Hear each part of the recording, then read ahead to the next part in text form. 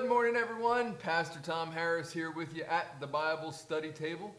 Welcome to virtual Sunday school. I got my main man, left-hand man, Joshua, with me this morning. If you notice, due to budget cuts, we had to lose our friend Wilson Martinez, but hopefully we'll have him back next week. But Joshua, we have been studying the book of Isaiah. Yes. Isaiah was prophesying to what nation? Judah. Judah. So we're going to do a little review this morning. I got all my fancy papers here. I got them. All right. Got my fancy papers here, right here. We have the nation of Judah. What's the main city in Judah? Jerusalem. Jerusalem. And who's the main prophet? Isaiah. Isaiah. Very good. And you want to give us a little bit of the back. What's going on in the city during the first 24 chapters of Isaiah? King Ahaz is being attacked by Israel and Syria.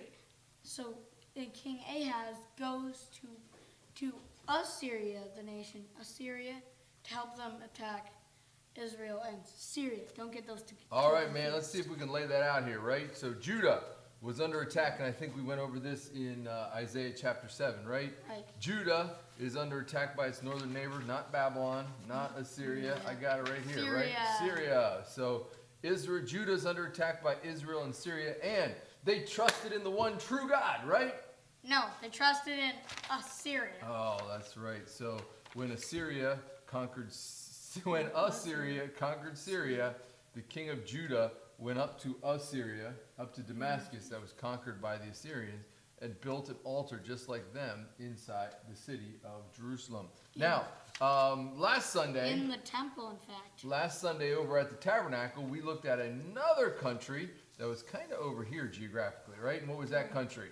Babylon. That's right, Babylon. So, hang on here. Let's do a little bit of history, right? So, 722 BC is when Assyria takes out Syria. Go ahead, get rid of Syria. Good job. Let's go. Get rid of them. There you go. All right, good job. And Assyria takes out Israel. So now the nation of Judah, King Ahaz, and now it's King Hezekiah, Right. they've got Assyria. They had trusted in Assyria. But now Assyria is about to destroy them, right? Oh, no. And last Sunday at the Tabernacle, we looked at Isaiah chapter 14, which talked about another nation that Israel or Judah could trust in. And who is that nation? Babylon. Babylon. But in Isaiah 14, God tells the nation of Judah, you can't trust Babylon. Why? Because if you go back to in Genesis, they were the people who created the Tower of Babel. So they're pretty much bad from the start. Okay, so they did not trust God. Judah was going to rely on them, and instead, what happens? Assyria, in 689 BC, Assyria destroys the city of Babylon. Hang on, don't get rid of that yet, all right? Because what I want our people to remember is, I know most people are saying, no, wait a minute, 586 BC, Babylon destroys Judah. That's correct. So Assyria defeats Babylon. Then Babylon is rebuilt and becomes the Neo-Babylonian Empire. That empire destroys Assyria, which then destroys Jerusalem. But in our context, we're looking at during the time of King Ahaz and then during the time of King Hezekiah, Assyria is the power. Babylon is destroyed by Assyria. King Sennacherib, 689 BC, goes to Babylon, destroys the city, floods the city. So we got to get rid of Babylon. Get them out of here. There we go. Now, Judah. Assyria is coming to attack Judah. Who is Judah going to rely on and going to trust in? Egypt. Okay, you see what I got? I got it hidden here, right? So they look to the south and they say, hey, down south we've got Egypt. Maybe Egypt will protect us from Assyria. It's so sad. What is so sad about the situation? Every nation they've trusted in has been destroyed. So now they're trusting into another nation. Instead of trusting the one true God who's never been destroyed. That's exactly it. That's God's point here in the book of Isaiah. Don't trust all these other nations. Trust me instead. But if you go and read 2 Kings 15, 16, the following chapters, you'll see that the nation of Judah had no desire for God. Now, King Hezekiah does turn them back, but unfortunately, I think for the most part, the people's heart never turned back to God. And they still wanted to trust in other nations. How does this apply to us? As we're looking at Isaiah 19 and 20, what we want to see is, what are we trusting in? The nation of Judah is trusting in Egypt. God talks about Egypt and what they're trusting in. God explains how he's going to wipe out those nations. Now, let's jump into Isaiah 19 and 20. If you're listening at home, you haven't read Isaiah 19 and 20, put this thing on pause right now. Go read chapters 19 and 20, especially look at chapter 20. What command does God give to Isaiah in chapter 20? Go. All right, now that you're back, we're going to look at Isaiah first at 19, then into chapter 20. And chapter 19 is the destruction that is about to come onto the nation of Egypt. So, we're going to look at verses 1 through 4. We're going to see who the destruction is coming from, okay? I'm going to read. Josh, you think about it. What is God compared to in these first 4 verses? All right, here we go. The burden of Egypt, behold, the Lord rideth upon a swift cloud, and shall come into Egypt, and the idols of Egypt shall be moved at his presence, and the heart of Egypt shall melt in the midst of it. And I will set the Egyptians against the Egyptians, and they shall fight every one against his brother, and every one against his neighbor, city against city, and kingdom against kingdom. And the spirit of Egypt shall fail in the midst thereof, and I will destroy the counsel thereof. And they shall seek to the idols, and to the charmers, and to them that have familiar spirits, and to the wizards, and the Egyptians will I give over unto the hand of a cruel Lord. And a fierce king shall rule over them, saith the Lord of hosts.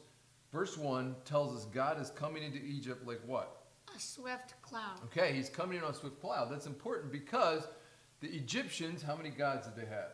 They had like 500. Okay, all right. They had lots of different gods. We call that polytheism. And they had gods that represented all different parts.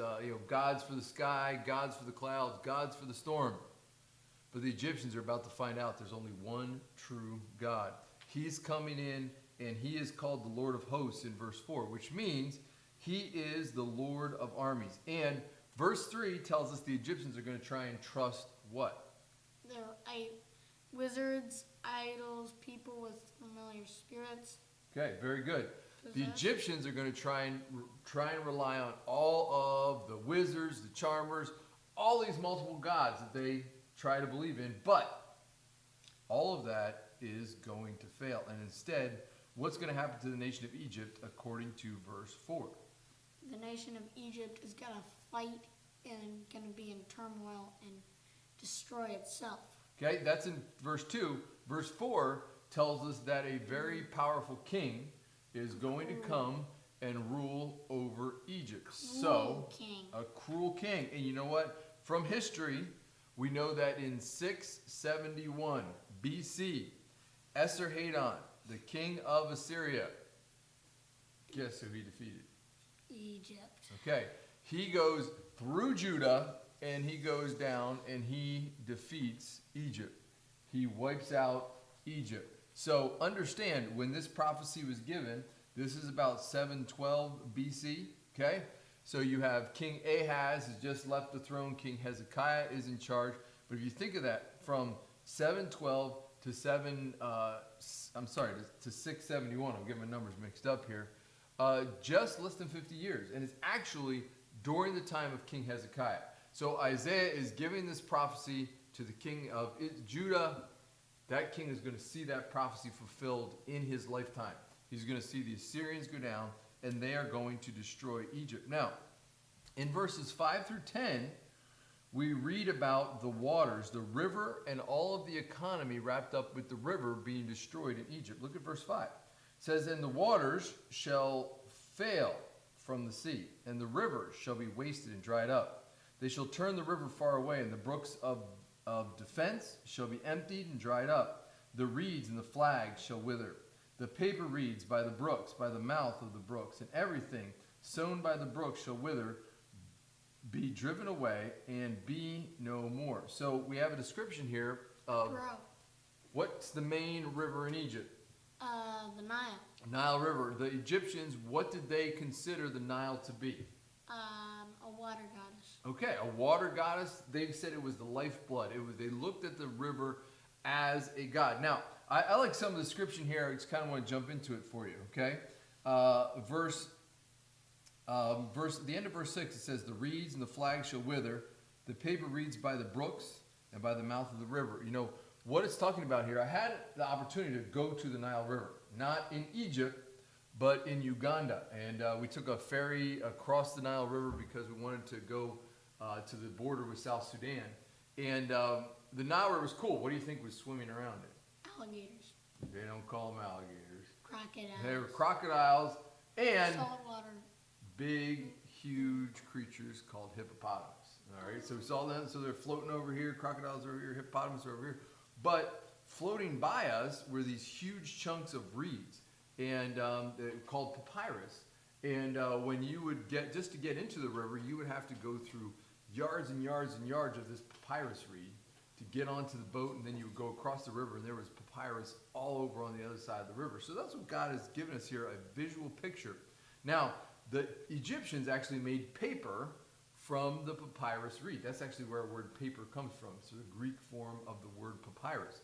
So just kind of a visual picture. Here's the river that the people relied on. The river is going to fail, and with it, all the industries are going to fail. I'm going to read the next couple of verses. You tell me what industries fail. Verse 8 says, "The fishers also shall mourn, and all they that cast angle into the brooks shall lament, and they that spread nets upon the water shall languish. Moreover, they that work in fine flax, they that weave network shall be confounded.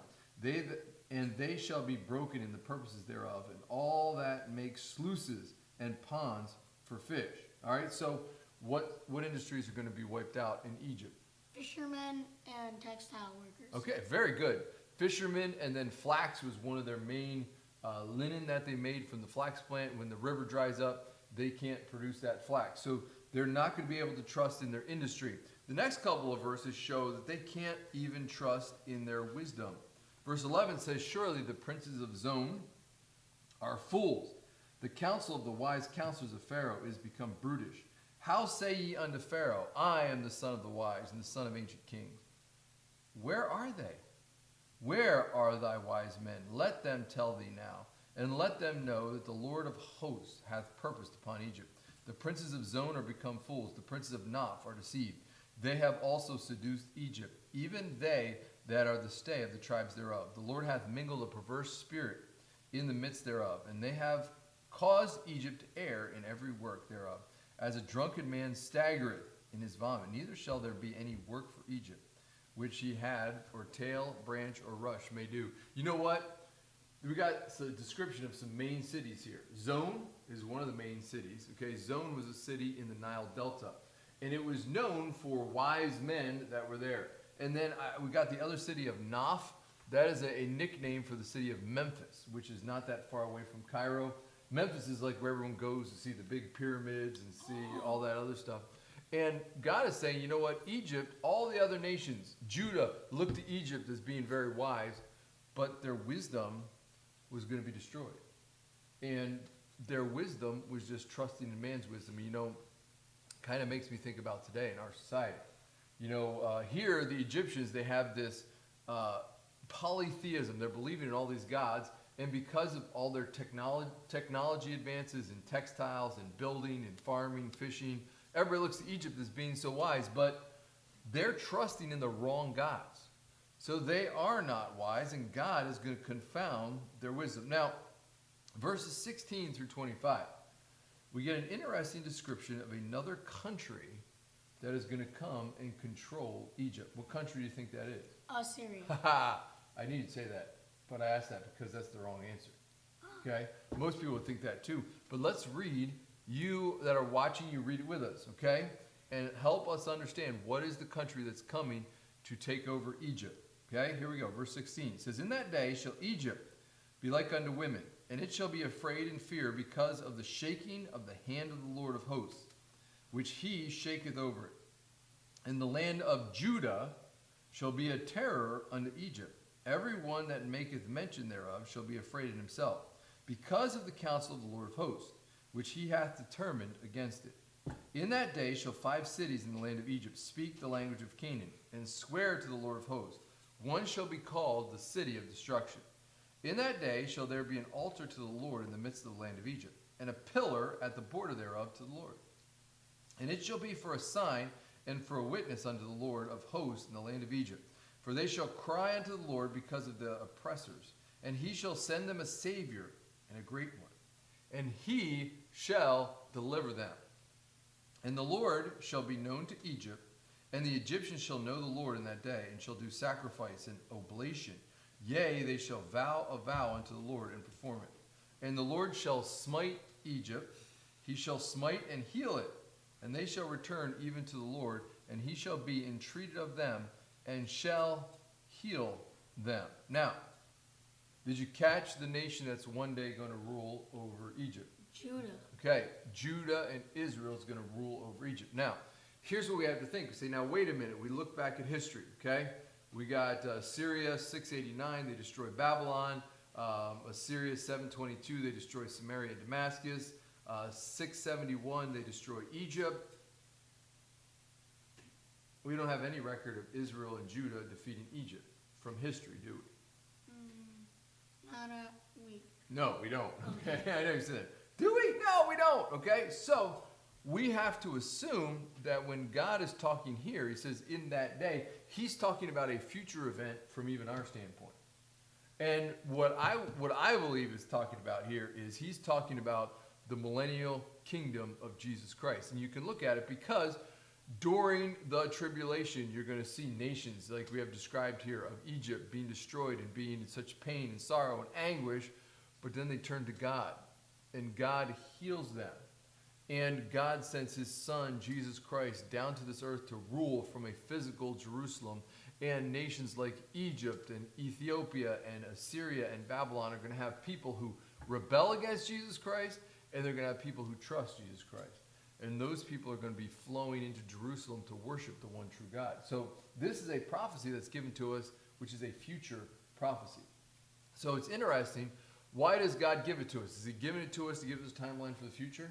Not really. Not really. He's talking to his people in 712 BC. They're tempted to trust Egypt against Assyria. And he says, you can't trust Egypt. Egypt's going to be destroyed now, and Egypt's going to be under your power in the future. Don't look to Egypt. Don't trust Egypt. And verses 23 through 25 give us a great description of that future kingdom. It says, in that day shall there be a highway out of Egypt to Assyria. And the Assyrian shall come into Egypt, and the Egyptian into Assyria, and the Egyptian shall serve the Assyrians.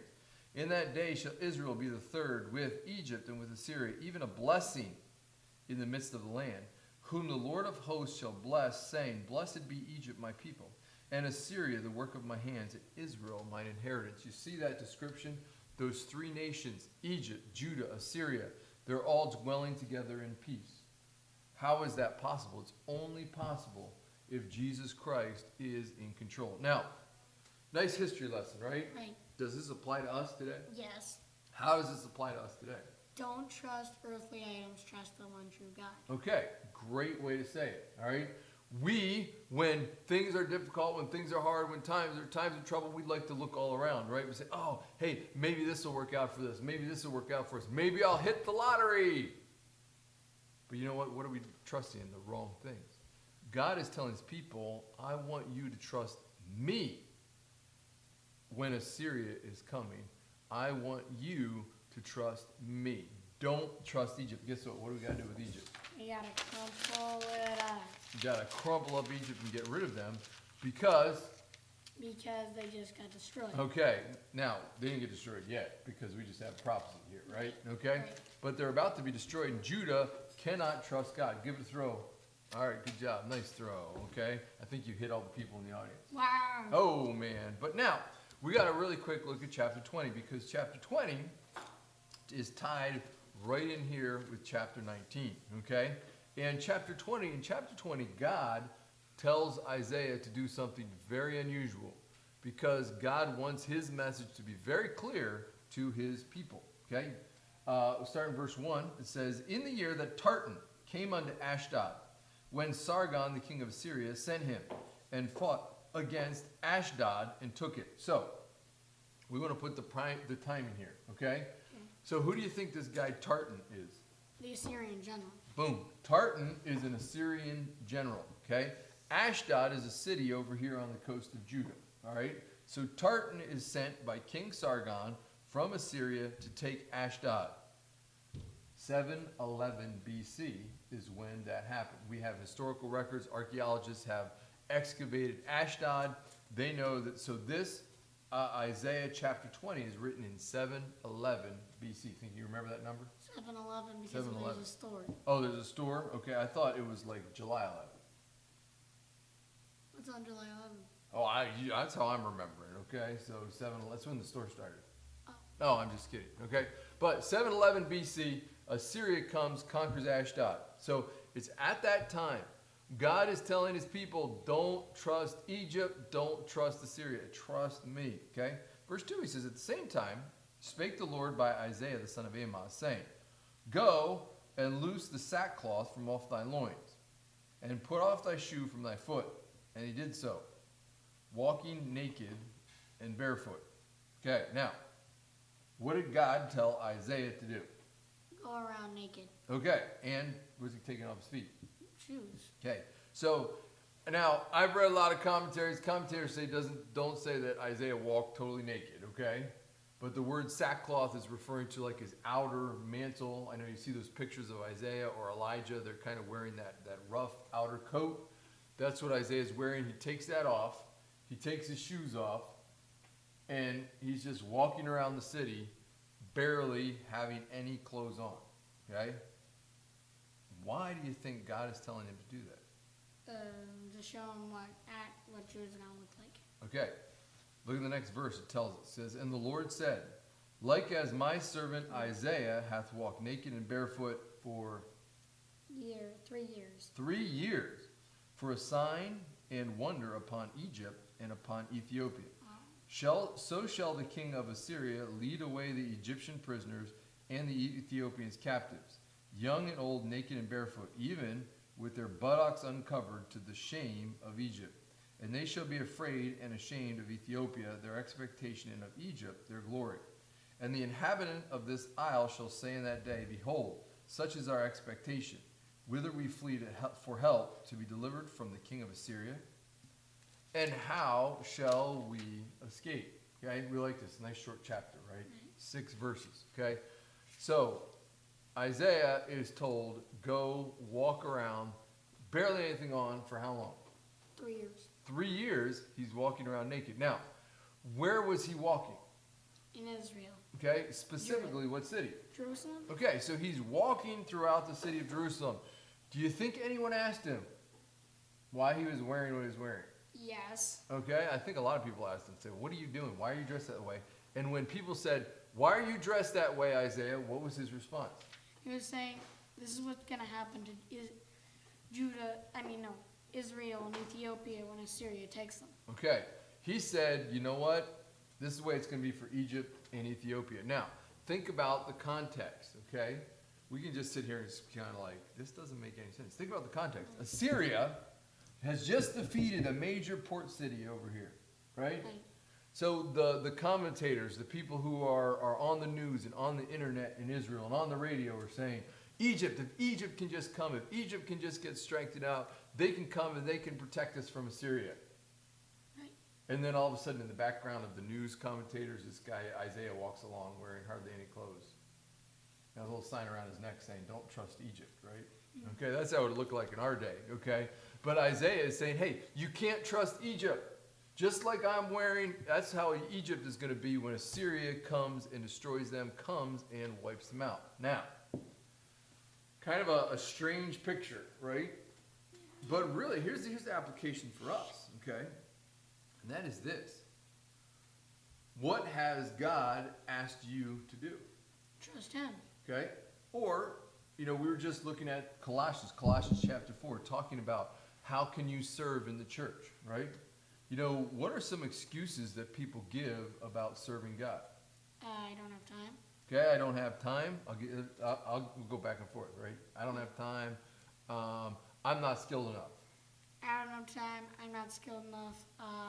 It's too big of a job. I'm afraid to do it. Somebody else needs me. Okay? I got other things to do on Sunday. I'm too insignificant. Okay? So people are making all these excuses, all right? Someone might say, oh, it's too hard, or I don't like that job. I don't want to do it. What was Isaiah asked to do? Walk around naked in the For middle 3 years. in the middle of Jerusalem. I mean, can you just imagine? All right, God comes to you and says, hey, I want you to walk naked through Philadelphia. And when people ask you, why are you walking naked? You're supposed to say, because the nations you're relying on are going to end up like me if you keep relying on those nations. All right? You know, this should be a lesson for us. Now, Isaiah, what did he do? He did it, right? He did it. Was he embarrassment to his family? Probably. Yeah, you remember his son's names? Yes, Shara Jashub and Mahashara Hashbaz. Yeah, hey, kids, let's go to town today. Maharshala Hashbaz like, no, Dad, I think you just go by yourself, okay? I don't want to walk around with you, okay? And Shir Jashub was like, oh, no, not this again, Dad. But you know what? Isaiah was doing a very specific task that God had called him to do. You know what? All of you that are listening, Josh, you know what? God has a very specific task for you. We can submit to God and say, God, you show me that task and I'm going to do it right away. Or we're in rebellion. We're just like this nation of Judah who's saying, you know what? I think we're just going to trust Egypt. We're just going to trust Egypt. And Egypt will take care of us. You know what? God was wanting his people to trust him and then do exactly what he chose to do. Now, they didn't do it, did they?